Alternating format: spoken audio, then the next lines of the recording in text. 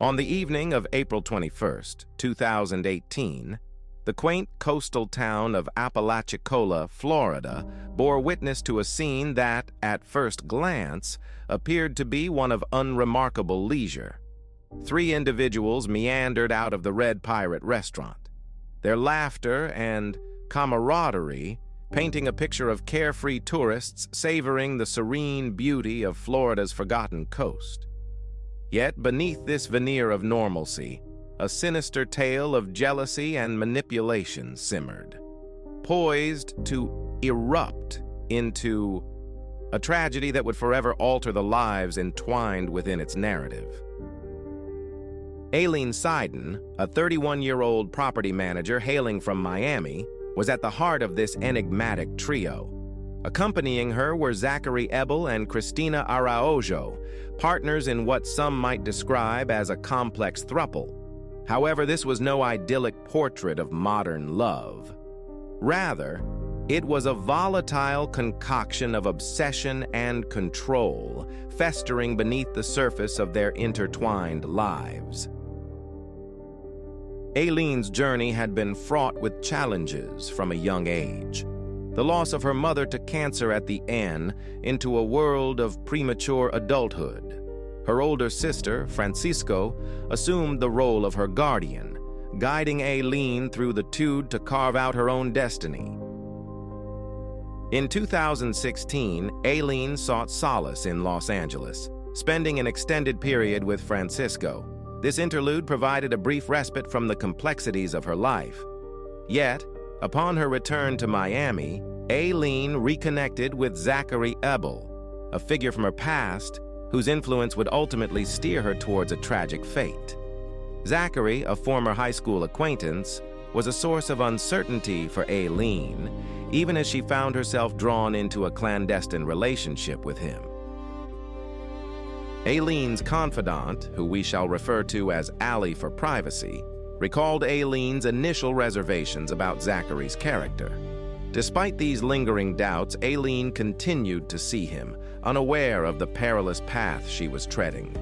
Complicating matters further was Zachary's existing long-term relationship with Cristina Araujo, a situation that only served to intensify the emotional turmoil brewing within their tangled lives. As the night of April 21st unfolded, the events that transpired would shatter the fragile equilibrium of their lives. Room 15, a seemingly innocuous designation, became the epicenter of a mystery that would confound investigators and haunt those left in its wake.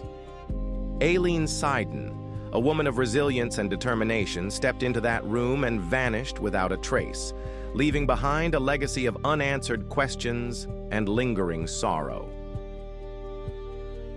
In the shadows of Apalachicola's quiet streets, the echoes of this tragedy serve as a poignant reminder of the fragile nature of human relationships and the hidden depths of the human heart.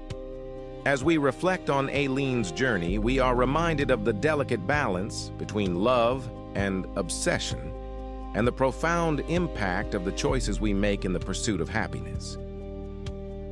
In the sun-dappled streets of a small Floridian town, a tale of entanglement, loyalty, and fear unfolds. A story that delves into the complexities of human relationships and the shadows that lurk beneath their surface. At the heart of this narrative lies Able Automotive, a modest, used car dealership run by Zach and Rana, two partners bound not only by business, but by the intricate threads of their personal lives. Yet it was not merely a story of partnership. It was a saga of entrapment and the struggle for freedom. Zach's life was inextricably linked with Cristina, a woman whose presence was as consuming as it was inescapable. Their relationship, fraught with volatility, was observed by those around them, including Mike Picovi, a boat captain whose friendship with the couple revealed to him the toxic undercurrents that threatened to drown them. Mike, in his straightforward manner, advised Zach to sever the ties that bound him to Cristina. Yet, Zach found himself ensnared, unable to heed such counsel. The specter of Christina's threats loomed large over Zach's attempts to leave. Her words, often uttered in the haze of intoxication, carried a chilling weight, for Christina's father held a significant position as a major in the Palm Beach County Sheriff's Department. She Wheeler, boasting of her father's influence, a reminder of the power she could summon at will. As the months wore on, another figure emerged from the shadows. Aline, a woman caught in the gravitational pull of Zach and Christina's tumultuous world.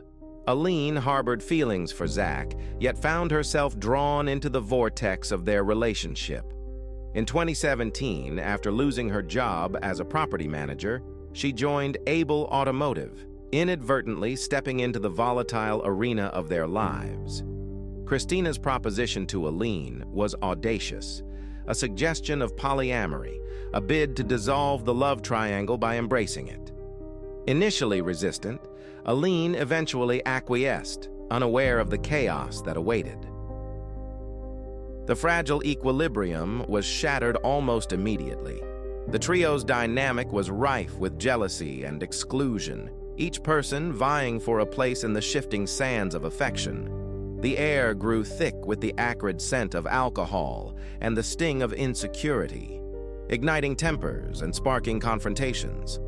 The violence that erupted left its mark, both physically and emotionally. Aline and Christina bore the visible scars of this turmoil, but it was Aline who suffered the brunt of the aggression. Aline's cries for help echoed through the walls of her friend's understanding, yet fear held her captive.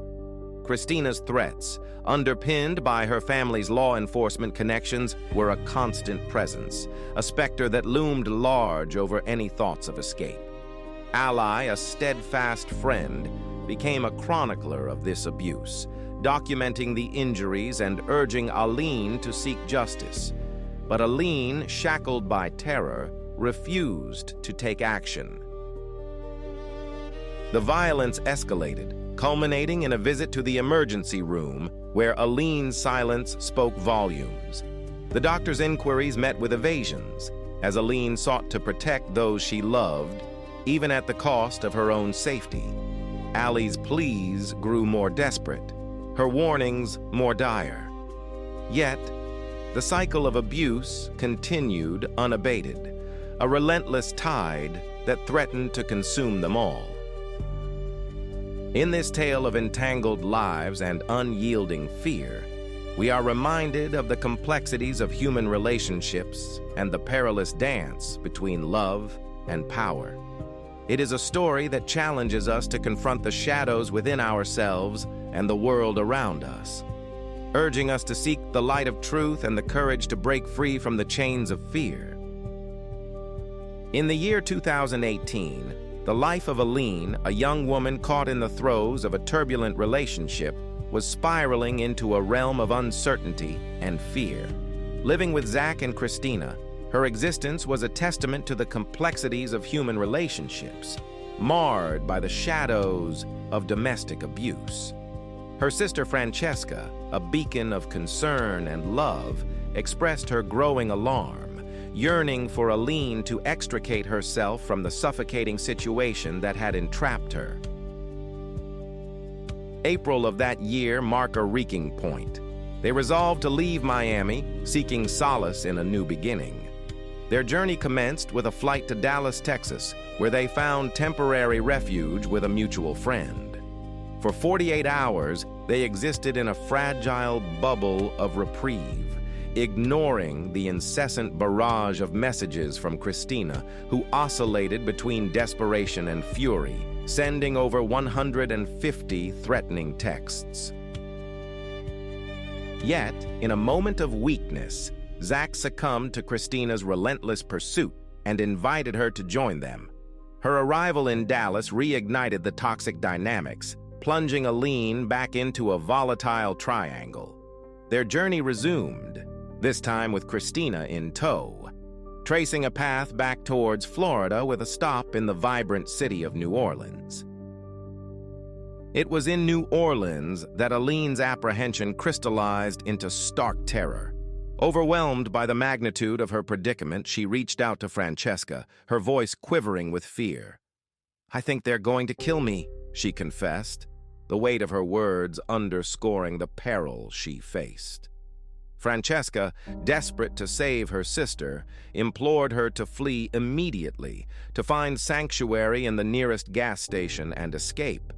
But Aline felt ensnared, unable to break free from the chains of her circumstances. Despite her fear, Aline clung to hope, devising an escape plan with her best friend, Ailey. The plan was simple, yet fraught with risk. Once they reached Florida, Aline would board a Greyhound bus departing from Tampa, leaving the chaos behind forever. But destiny had other plans. On April 21, 2018, the trio arrived in the coastal town of Apalachicola, Florida. They shared a meal at the Red Pirate restaurant, their laughter and camaraderie belying the tension simmering beneath the surface. Around their stay by another day, they booked the last available room at the Sportsman's Lodge Motel, room 15. Unbeknownst to Aline, this seemingly innocuous decision would mark the beginning of her surveillance footage captured their visit to a local liquor store where they purchased Fireball whiskey and vodka, perhaps in preparation for another day under the Florida sun. To the store clerk, they appeared as any other group of tourists. Yet, beneath the veneer of normalcy, the trio stood on the precipice of a breakdown. The road trip, intended to create distance between Zach and Christina, had only exacerbated tensions. Christina's fury over being initially left behind had morphed into a tempest of emotions upon discovering that Zach and Aline had contemplated a future without her. As the day unfolded, the fragile bonds that held them together began to fracture. The road trip, once a symbol of hope and escape, transformed into a crucible of conflict. Aline's dreams of liberation slipped through her fingers, the promise of freedom marred by the harsh reality of her entanglement. In the quiet town of Apalachicola, amidst the whispers of the Gulf breeze, Aline's story reached its poignant conclusion. Her journey, fraught with danger and despair, serves as a haunting reminder of the complexities of human relationships and the indomitable spirit that seeks freedom, even in the darkest of times. As the sun set on that fateful day, the echoes of her struggle lingered, a testament to the enduring quest for liberation and the fragile nature of hope. In the remote quietude of a Sportsman's Lodge motel, nestled amidst the unassuming landscape, a tale of foreboding and tragedy was set into motion. The trio, bound by tumultuous ties and a shared penchant for excess, embarked on what would be their final journey together. Mike Picove, an acquaintance with a keen sense of foreboding, had warned of a dark outcome. His apprehension was not misplaced. He feared Aline would not return from this ill-fated trip, a sentiment echoed by the ominous aura that enveloped their departure. Upon their arrival, the trio's dynamic quickly spiraled into chaos, fueled by the incessant flow of alcohol, a known accelerant to their volatile interactions. As the day waned and night descended, the simmering tensions reached a critical boiling point, culminating in a violent eruption within the confines of room 15. What transpired within those walls would later be recounted through diverging narratives, each survivor casting blame upon the other, creating a tapestry of accusation and denial. Christina Araujo's testimony painted a harrowing picture of the night's events. She described a scene where Zach, in a drunken fury, unleashed a torrent of violence upon Aline, his fists raining down with unrelenting ferocity. The brutality escalated as she claimed he resorted to biting, a primal act of aggression that underscored the savagery of the attack. Christina's account was one of horror, a nightmarish tableau of violence she purportedly witnessed. In stark contrast, Zach's version of events portrayed him as an unwitting bystander, awaking to the aftermath of Christina's alleged violence. He contended that she had committed the act while he lay oblivious, a claim that sought to exonerate him from the heinous crime. Yet the truth lay not in their conflicting stories, but in the silent testimony of the crime scene itself. The scene within room 15 spoke volumes. It was a macabre spectacle, blood smeared across walls and furniture, a testament to the ferocity of the assault. Even the most seasoned detectives were unprepared for the sheer brutality they encountered. Lead investigator Ronnie Jones remarked on the extent of Aline's injuries, her body a canvas of bruises and lacerations, each a silent witness to the violence she endured. The medical examiner's report confirmed the grim reality. Aline's body bore the hallmarks of a high-impact collision, her ribs shattered, her skull fractured, her life extinguished by blunt force trauma.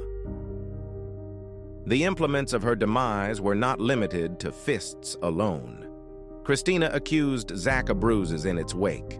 The violence escalated with the use of a wooden walking stick, a piece of driftwood transformed into a weapon, wielded with such force that it broke under the onslaught.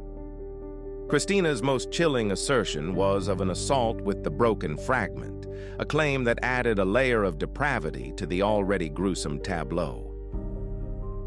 Aline, a woman who had already suffered profound loss, was now reduced to a lifeless figure, her trust in those around her tragically misplaced.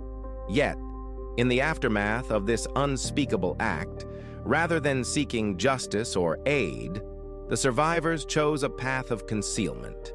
They wrapped her body in a sheet, a shroud of silence, and carried her into the night.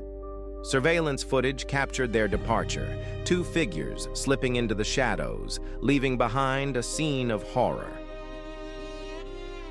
This narrative of violence and betrayal leaves a haunting question lingering in the air. What drives human beings to such depths of cruelty? The answer remains elusive, hidden within the dark recesses of the human psyche, a reminder of the fragile line that separates civility from savagery. The tragedy of Room 15 serves as a somber reflection on the human condition, a stark reminder of the potential for darkness that lurks within us all. In the quiet pre-dawn hours of April 22nd, two figures moved with a purpose through the dimly lit parking lot of the Sportsman's Lodge Motel. Their silhouettes, cast long by the sodium streetlights, betrayed no hint of the grim cargo they carried between them. The lifeless form of Aline, a woman both claimed to love, concealed between their bodies. The pair, Zach and Christina, drove 6 miles along the winding path of Highway 98. Their destination, an unassuming cul-de-sac, desolate and forgotten, where they intended to discard Aline's body as though it were mere refuse. Later, in the sterile confines of a courtroom, Zach would recount the chilling nonchalance with which they executed their grim task. He described with cold precision how they positioned one foot inside the car, grasped Aline by her arm and leg, and swung her into the dense embrace of the woods, as if she were nothing more than an object to be discarded. Their grim task completed, they returned to the unremarkable room number 15, their temporary sanctuary. The acrid scent of vinegar hung heavy in the air, a desperate and futile attempt to obliterate the evidence of their crime. Yet the blood, that stubborn, silent witness, refused to be silenced. It was everywhere, splattered across surfaces, seeping into corners, a macabre testament to the violence that had transpired. When investigators later applied luminol to the bathroom, the room erupted into an eerie luminescence, akin to a macabre Christmas tree, revealing the hidden stains that bore witness to the brutalinating palm print. Fragments of a wooden walking stick, smeared with Aline's DNA, were found both within the confines of the motel room and in the vehicle that had ferried her to her final resting place. As the sun ascended on April 23rd, Zach and Christina emerged from the Sportsman's Lodge Motel, leaving behind a scene of devastation and the shattered remnants of 3 intertwined lives. Yet, the constructed facade of their world began to crumble. On that fateful morning, a couple seeking solace in the tranquility of a fishing pond off Highway 98 in East Point, Florida, instead stumbled upon a scene of horror. At the terminus of an abandoned cul-de-sac, they discovered the battered remains of a young woman. She lay there, devoid of identification, stripped of any personal effects that might provide a clue to her identity. In those initial heart-wrenching moments, she was simply Jane Doe, a nameless victim of an unspeakable violence. Lieutenant Ronnie Jones was among the first responders to the scene, a tableau of brutality that would etch itself into his memory. The woman's body was a mosaic of cuts and bruises, a testament to the violence she had endured. Jones would later confess that the savagery on display was unparalleled in his career. She was covered in bruises from head to toe, he recounted. It was obvious she was dead. Within a day, a seemingly unrelated call would weave together the disparate threads of this grim tapestry. A housekeeper at the Sportsman's Lodge had discovered blood in one of the rooms, prompting a call to the authorities.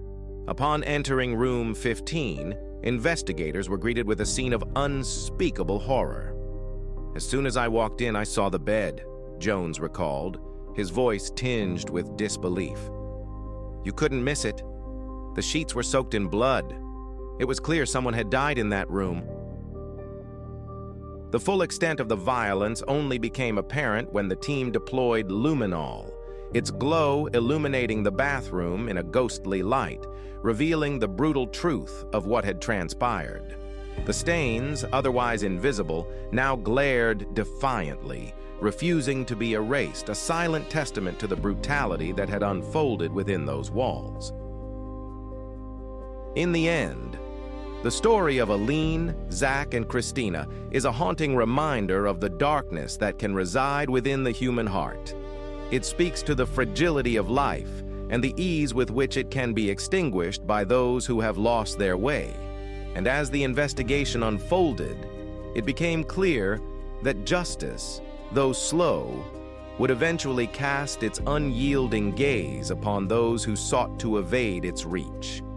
In the quiet aftermath, the world was left to ponder the depths of human depravity and the enduring quest for truth and retribution. In the dimly lit confines of a modest motel room, a chilling narrative began to unfold, a story written not only in words, but in the very strands of life itself, DNA. The genetic fingerprint recovered from this room, a silent witness, matched that of a body discovered a mere 6 miles away. The body was soon identified as Aline Sidden, a name that would become synonymous with a complex tale of betrayal and violence. As investigators delved deeper into Aline's final days, they uncovered a web of connections leading back to her last known companions, Zachary Abel, Christina Arajo, and another unidentified individual, all of whom had shared the intimacy of room 15. Yet, as the police began their search for answers, Zach and Christina had already embarked on a journey southward, towards the sun-drenched landscapes of South Florida, seeking refuge with Zach's friend and confidant, Mike Pekov. Arriving at Pekov's doorstep on the morning of April 23rd, they were met with an inquiry that hung heavy in the air, a question that had haunted Pekov since learning of Aline's disappearance. "Where's Aline?" he asked, his voice a mix of concern and suspicion. Christina, with a dismissive nonchalance, replied that Aline had simply run away. But Pekov, unconvinced by this facile explanation, pressed for the truth, until Zach, burdened by the weight of his conscience, succumbed to tears and a damning confession. "She's dead," he admitted. According to Pakov, Zach alleged that Christina had committed the murder while he slept, later persuading him to conceal the crime rather than alert the authorities. Christina, in a moment of cold candor, disclosed the location where they had abandoned Aline's body. Fear gnawed at Pakov as he attempted to pinpoint the location on Google Maps, a digital tether to a grim reality. Despite his dread, Pakov knew he could not remain silent. His resolve led him to reach out to Christina's father, Tony Arajo, a major with the Palm Beach County Sheriff's Department. In an act of integrity, Tony facilitated a formal statement at the sheriff's office. Later, that very day, investigators presented Pakov with a photograph of the body found off Highway 98. The site confirmed their grim suspicions. Aline Seddon had met a violent end. With this confirmation, law enforcement acted swiftly. They descended upon Pakov's home at the precise moment Zach and Christina were preparing to vanish once more. Their arrest marked a pivotal turn in the investigation, as both were charged with first-degree murder, ensnared by the overwhelming evidence amassed against them. Yet, even as the evidence loomed large, Zach and Christina clung to their proclamations of innocence, each casting blame upon the other in a desperate bid for exoneration. The ensuing legal saga stretched across nearly 6 years, a protracted ordeal that forced Aline's family to navigate a labyrinthine judicial process fraught with delays and heartache. In the year 2023, a significant development emerged. Christina Arajo, in a calculated move, accepted a plea deal. She confessed to second-degree murder, agreeing to testify against Zach in exchange for a 25-year sentence. Having already served approximately 5.5 years, Christina's release would come in her late 50s, a lifetime shadowed by the consequences of her actions. Zachary Abel's trial commenced in January 2024, almost 6 years after Aline's untimely demise. On the witness stand, Christina recounted the harrowing details of a brutal beating she claimed to have witnessed, a narrative that painted Zach as the perpetrator. In response, Zach's defense attorney wove a counter-narrative, portraying Christina as the true architect of Aline's fate, driven by jealousy and rage over Zach and Aline's plans to leave her. In this courtroom drama where truth and deception intertwined, the quest for justice continued. Beyond the verdicts and sentences, the story of Aline Seddon serves as a stark reminder of the fragile threads that bind human lives, the choices that define us, and the enduring pursuit of truth in the face of darkness. As the courtroom drama unfolded, the evidence presented painted a chilling picture of the events leading up to the tragic demise of Aline. Among the most striking pieces were the ominous messages sent by Christina, her words laced with menace and foreboding. One message, in particular, seethed with hostility. "You come near me, ho, I will kill you." These words were a harrowing glimpse into the animosity that simmered beneath the surface. The defense sought to unravel the narrative spun by the prosecution, suggesting that Zach's palm print cated his presence during the cleanup, a reluctant participant ensnared by Christina's machinations. According to their argument, Zach was a pawn, manipulated into concealing a crime he did not commit.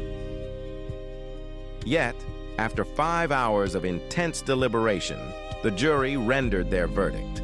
In the case of Florida versus Zachary Ray Abel, they found him guilty of second-degree murder, the same charge to which Christina had already confessed. Though the jury did not believe Zach had harbored the intent to kill Aline, they were unwavering in their conviction that he had been complicit in her death. On April 10, 2024, nearly 6 years after Aline's life was brutally cut short, Judge Frank Allman delivered the sentence. Zachary Abel was condemned to life imprisonment, a future devoid of the possibility of parole. This case, steeped in betrayal and tragedy, serves as a somber reminder of the profound complexities of human relationships and the devastating consequences that can arise from manipulation and violence.